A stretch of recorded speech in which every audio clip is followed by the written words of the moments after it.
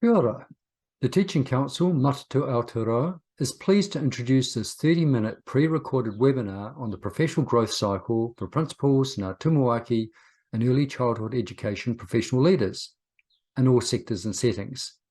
I am your host for today, called Bill Hubbard Takuingoa. I work as Tohu Arahi, lead advisor in the teacher capability and collaboration team at Matatu. I come from a teaching background.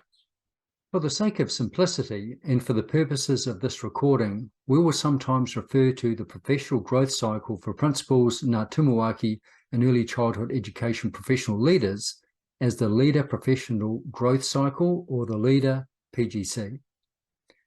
In this session today, we're going to briefly describe the background to the professional growth cycle. We're going to cover the key principles to the Leaders PGC. We're going to take a detailed look at the elements of the Leaders PGC, and we're going to encourage your next steps with this new approach.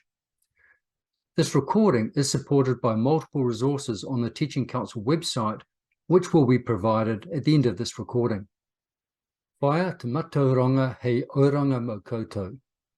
Seek after learning for the sake of your well-being. The professional growth cycle for leaders has been designed with professional growth uppermost in mind.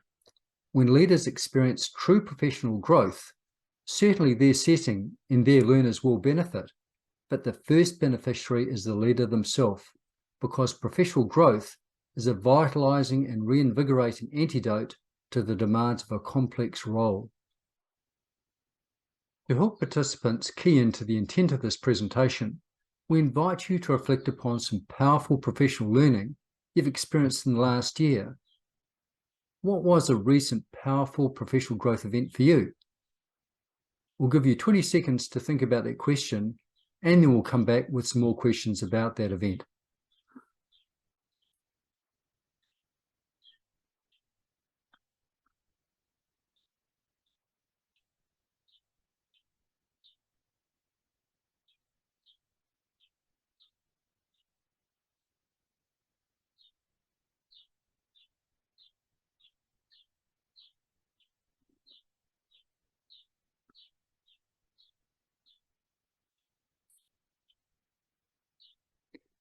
For the growth event you're thinking about, did it change your mental approach, your practice, or maybe both? Could those changes be aligned to the standards for the teaching profession? Did that growth happen in conjunction with others, maybe other leaders? Was professional learning of some kind associated with that growth? For that growth event, did plans and ideas flex and change in relation to your growth? If you answered yes to any of these questions, you're already in line with the professional growth cycle. So, what is the motivation, the intent behind the Leader PGC? The working party who collectively designed the professional growth cycle were intent on upholding several key principles, and they're shown here. The professional growth cycle is intended to create more equitable, more contextually responsive access to opportunities to learning and growth than currently occurs through highly varied appraisal systems. In the past, the resources of the school, the kura, or the centre may have determined the leader's access to authentic professional growth. The PGC's emphasis on the network of colleagues allows all leaders access to a high-growth environment. The second point here suggests developing new solutions for persistent challenges. It suggests moving away from reproductive practices which may not necessarily advantage learners. That is, copying practices from other settings does not always work, even if they were successful in the place of origin. Lastly, the professional growth cycle encourages a collective responsibility for learning and quality teaching practice.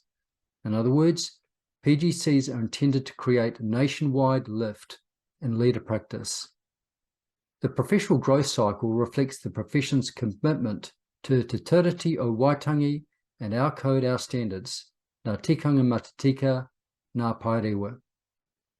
Let's discuss the transition from appraisal to the professional growth cycle. There was a working group over 2015-2016 regarding reducing the burden of compliance. A few years later, the Post-Primary Teachers Association, New Zealand Educational Institute, and the Ministry of Education created an accord. This led to a working group facilitated by the Teaching Council in 2020 regarding a departure from appraisal for teachers. There was continued and parallel work in late 2020, early 21, regarding a PGC design for principals, tumuaki, and ECE professional leaders. The key takeaway for leaders from this transition is that the changes were called for from the profession, and the profession itself drove the professional growth cycle design that we see today. The Teaching Council is merely the kaitiaki, the guardian for this work. For that reason, the Council exercises great care in keeping to the principles and elements which the working group gifted the profession. The code, Ngā Tikanga Matatika, is who we are, ko wai tātou. The standards, Ngā Paerewa, are what we do, a tātou mahi. And the professional values, Ngā Wāara, underpins both the code and the standards. The profession's commitment to Te Tiriti o Waitangi is captured by the convergence of the standards, the code, and the underpinning values. The growth cycle elements and the teaching standards mutually empower each other. For leaders, the teaching standards need to be contextualized for their own school, kura, or ECE centre, just as schools, kura, and centres do for their own teaching staff. It is by working daily with the teaching standards in constant reflection that the standards are truly understood. And for that reason, understanding the teaching standards in depth has often been a challenge for those without a teaching background, such as many board members or ECE employers. Professional growth cycles resolve that challenge, and we'll see how in future slides. In the design of the professional growth cycle, the working group discussed the array of employment expectations, regulations, and requirements that are related to leaders' roles, and the diversity of those in different contexts, such as employment contracts and the professional standards and collective agreements. It was agreed that the professional growth cycle would not constrain how these would be addressed. Rather, the professional growth cycle would focus on the teaching and learning aspects of professional practice. If any leader has an approach that they see effectively combines aspects of their performance management with professional practice, they may continue that. In the next few slides, we will show the elements of the leader's professional growth cycle alongside the elements for the teacher's professional growth cycle. It may be useful as a comparison, so feel free to pause the video if required. For element A, as described in a previous slide, leaders will need to have talked with the teachers in their school to come to a common understanding of how the teaching standards look in their own school, kura, or centre. Leaders will then consider how that common understanding of Ngā Paerewa, the standards for the teaching profession, work for them as leaders. When those leaders get together to form their network of colleagues, that group will then have a collective understanding of Ngā Paerewa, the standards. This then builds an understanding across the country of what leadership is in schools and centres in Aotearoa, New Zealand. Element B. Principals and professional leaders will plan their professional growth cycle and share this with their presiding board member or ECE employer to plan how they will be supported in it. The leaders' planning of their professional growth cycle can be supported by other leaders. In upcoming slides, we will discuss the professional learning network of colleagues. The leader can use ideas from within that network to help determine how their own professional growth cycle can be configured. At the end of this recording, we will share resources that principals, tumuaki, and ECE professional leaders can discuss with their boards or employers. For element C, principals and professional leaders will engage in professional learning using Ngā Paerewa, the standards, within a professional learning network of colleagues to develop their professional practice. Here is the first real reference to the professional learning network of colleagues. The Professional Growth Cycle Working Party has suggested that this network may be around 6 or 7 members in size, small enough to be responsive, yet large enough to provide a range of professional experience, background, and opinion. It is possible to repurpose existing networks which leaders may already be finding useful for professional growth. But if networks such as Kahui Ako are to be repurposed, it is vital that the professional growth cycle has its own agenda, its own meeting minutes, and so on. The network will determine who will endorse who, but reciprocal endorsement is not possible. The Council has published a simple document on our website that talks about considerations for setting up such a network. For element D, principals and professional leaders will look for and engage in opportunities to receive feedback on their practice from a range of sources, including the presiding board member or ECE employer or their delegate. This element describes itself clearly. Element D offers leaders the opportunity to seek feedback both from within and outside the network of colleagues. The Working Party expects that the evidence connected to our feedback will be naturally occurring. It will not be necessary for the leader to specially create, collect, curate, or reproduce evidence for the purpose of their annual statement or their triennial endorsement. There is also no expectation that leaders will be observed in the same manner that teachers are. Leaders may or may not wish to make physical visits to other leaders, but it is not a requirement. This brings us to the endorsement process, and for the purpose of this recording, we've abridged elements E and F slightly. Element E, a professional learning network colleague who holds a Tūturu Full Category 1 practicing certificate will confirm annually that the principal or ECE professional leader has participated in the professional growth cycle and will also provide a statement to them about whether they meet or are likely to meet the standards Ngā Parewa.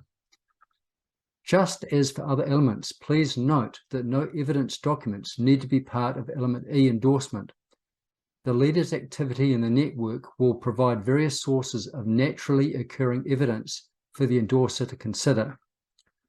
Please also note that the term likely to meet for PUMO certification does not designate lesser practice against the teaching standards and therefore a lesser leader or teacher.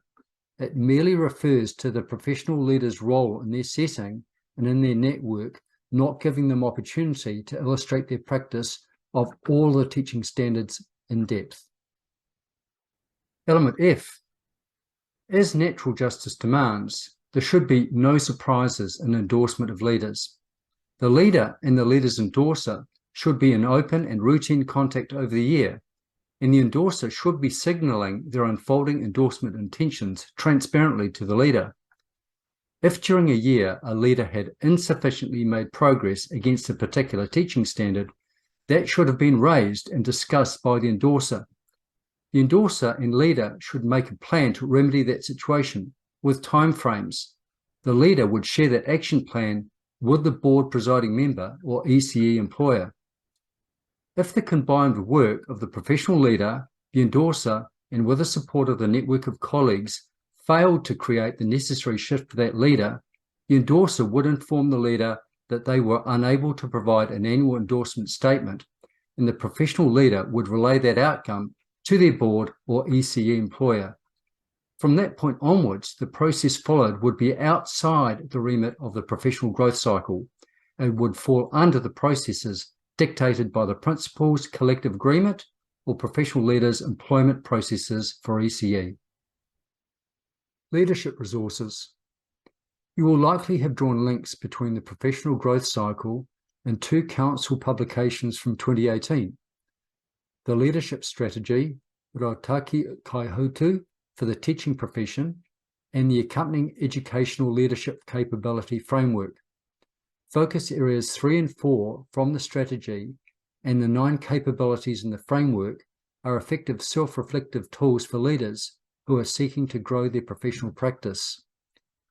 Likewise, the 2010 Ministry of Education publication of Tū Rangatira for Māori Medium Leadership also has strong alignment to professional growth cycles. You will probably have drawn strong connections too between the professional growth cycle and the unfolding work of Rauhuia, the leadership space for registered teachers and leaders in Aotearoa that the Minister has asked the Council to oversee. The Council website on the Rohuia leadership space has a range of resources to support your professional growth. Further reading.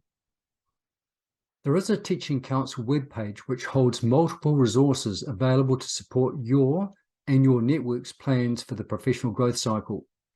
They include FAQs for leaders, FAQs for boards and ECE employers, endorser guidelines including scenarios of different PGC options, a video for board members and employers regarding professional growth cycles, a discussion paper regarding the establishment and maintenance of professional learning network groups. Feel free to pause the video here to scan the QR code. There is also a help desk from the Council's main contact number. Dial 9 if you are a professional leader. So, to summarise the main principles of the PGC, it's designed to represent a high-trust model, allowing reduced compliance activity, collaborative, inclusive, focusing on growth, personalised, specific to context, responsive to learners, adaptive, responsive, authentic. It's intended to value what already works in everyday practice. It recognises informal and formal learning and encourages connections with whānau, hapori, hapu and iwi. So, we now know the professional growth cycle offers a range of benefits to principals, Ngā Tumuaki and ECE professional leaders. It is also likely that the professional growth cycle frees boards and ECE employers from one previous aspect of their work that other professional leaders were best suited to perform. If you have any further questions about what you've heard today, please feel free to contact us through the email address pgc@teachingcouncil.nz. The Teaching Council hopes that this presentation has been useful for you, and we wish you the best for your professional growth within the professional growth cycle.